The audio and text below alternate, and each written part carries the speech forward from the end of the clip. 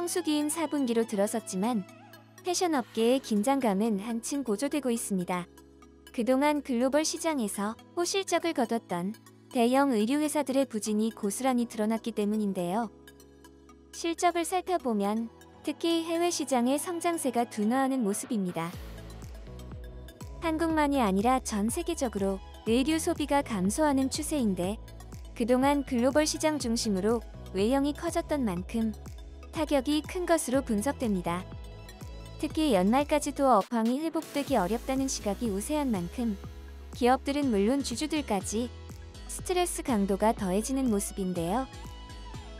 업계 관계자는 연말이 얼마 남지 않은 상황에서 당장의 분위기가 심각한 수준이라며 3분기에 이어 회사별, 브랜드별 격차가 더 심화될 수 있다고 설명했습니다. 이번 주말 갑작스레 한파가 찾아오며 기다리던 겨울 패션 수요에 대한 기대감이 살아나는 상황.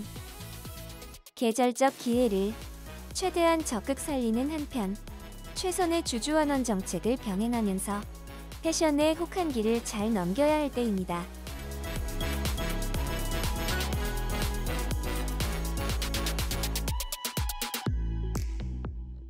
환경부는 최근 플라스틱 빨대 등 일회용품 규제를 철회했습니다.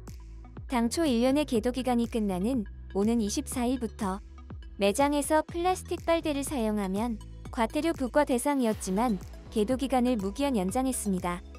하지만 이런 정책 선회에 따라 종이 빨대 업계는 큰 혼란에 빠졌습니다. 환경부는 플라스틱 퇴출이라는 세계적인 흐름에 맞춰 실천 협약과 캠페인 등을 전개해 왔습니다. 이에 종이, 빨대 등 대체품 시장도 성장해 왔는데 갑작스레 정책이 틀어지며 시장이 붕괴할 위기에 처했는데요. 환경부는 뒤늦게 대책을 논의하고 있습니다. 환경부는 전국 카페협동조합과 협의해 종이, 빨대 공동구매를 추진할 방침인데요. 다음 달 구축될 협동조합 쇼핑몰에 별도 수수료 없이 생산업체를 입점시킬 계획입니다. 금융지원도 논의 중입니다. 중소벤처기업부는 매출이 줄어든 일회용품 대체품 제조업체에 내년부터 경영애로 자금을 지원하기로 했습니다.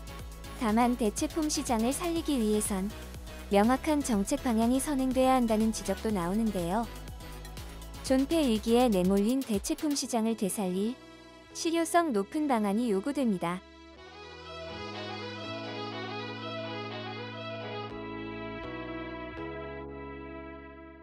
집에서 쉬지 않고 경제활동에 적극적으로 참여하는 고령자가 늘고 있습니다. 고용노동부에 따르면 올해 10월까지의 평균 취업자 가운데 60세 이상은 1년 전보다 38만 2천 명 늘었는데요.